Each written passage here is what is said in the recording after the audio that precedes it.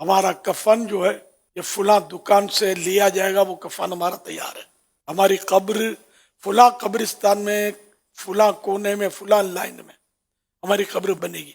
یہ سب فائنل اور یہ طے ہے. کوئی شادیوں کی تیاری کر رہا ہے، کوئی رنگ روغن کر رہا ہے.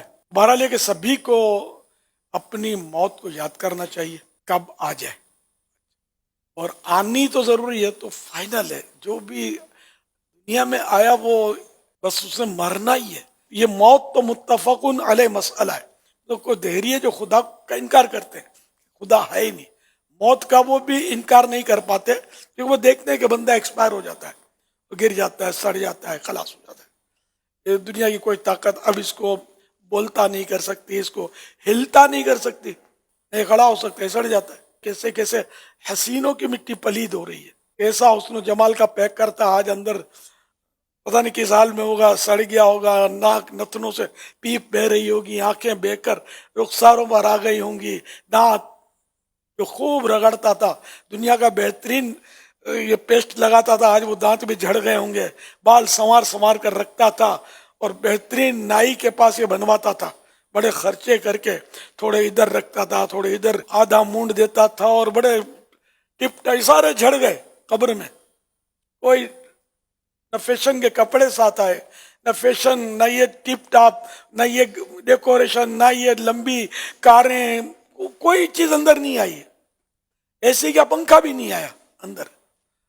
بڑی بڑی ٹیوب لائٹیں اور یہ سیور کے بلب نہیں، اندر کو چھوٹا سا بلب بھی نہیں ہے. ایک عمل ہے، ساتھ نمازیں ہیں، سنتوں پر عمل کیا ہوا ہے تو انشاءاللہ اللہ کی رحمت شامل حال ہوئی، نور مصطفیٰ کا صدقہ اب مل جائے گا.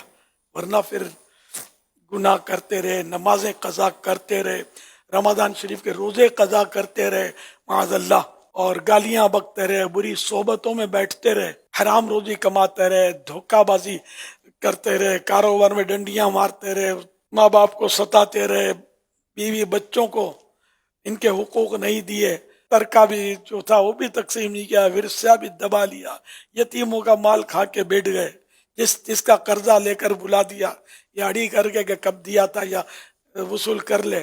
یہ سارا جو ہے نا یہیں رہ جائے گی. دھونس دھمکیاں سے کوئی کام نہیں آئے گا، نہ کوئی اپروچ کام آئے گی، نہ سورس کام آئے گی. قبر میں اتار دیے جائیں گے. جب یہ چیزیں ہمیں یاد رہیں گی نا تو انشاءاللہ گناہوں سے جان چھوٹے گی، نیکیوں کی طرف رغبت بڑھے گی.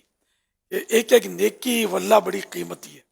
قیامت کے دن ایک ایک نیکی کے لیے بھی ماں بیٹے کے پاس، تو بیٹا باپ کے پاس مطالبہ کرے گا تو کوئی کسی کو دے گا نہیں کہ آج تو مجھے ضرورت ہے. پانچوں نمازوں کی پابندی کرے اور بعد جماعت مسجد میں، جبکہ کوئی شرعی عذر نہ ہو.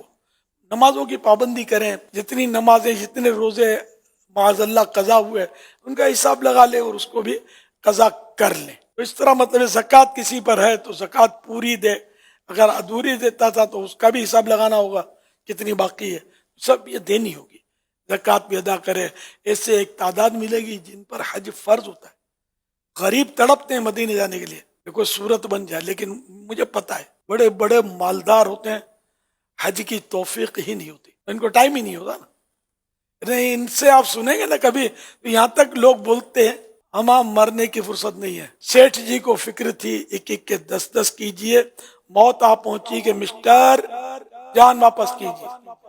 جان تو جائے گی، مرنا تو پڑے گا. تو آج سے بس یہ کہ عہد کر لیجئے کہ اب گناہوں کے قریب نہیں جانا، بری صحبتوں کے قریب نہیں جانا، اور نماز روزے اور دیگر جو عبادات ہیں یہ بجا لانی ہے.